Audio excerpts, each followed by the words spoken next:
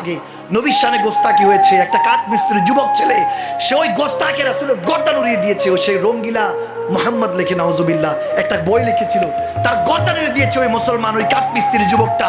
তাকে কাঠ করে দাঁড়ানোর পরে উকিলরা বলেছে, বলো যে আমার মাথা ঠিক ছিল না, তাহলে জজ সাহেব ক্ষমা করে দিবে। বলে না, আমার মাথা ঠিক ছিল, আকল ঠিক ছিল, আমি বুঝে শুনে তাকে ঠান্ডা মাথায় কতল করেছি।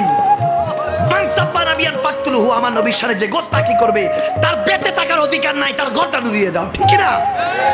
ফাঁসিতে ঝুলে গিয়েছেন, আল্লাহু আকবার, ফাঁসিতে ঝুলে গিয়েছেন। কোনো এলেম কালামও ছিল না। জামানা 200 বছর 150 বছর কেটে গিয়েছে, এখনো আশেকরা তার জন্য দোয়া করে। দোয়া তার জন্য, জান্নাতের জন্য করে না, তিনি তো জান্নাতি, আমার নবীর জন্য জীবন দিয়ে দিয়েছেন আল্লাহ সন্তুষ্টির জন্য। দোয়া করে যে আল্লাহ তেনার উসিলা আমাদেরকে মাফ করুন। হযরত ওমর ইবনুল খাত্তাব রাদিয়াল্লাহু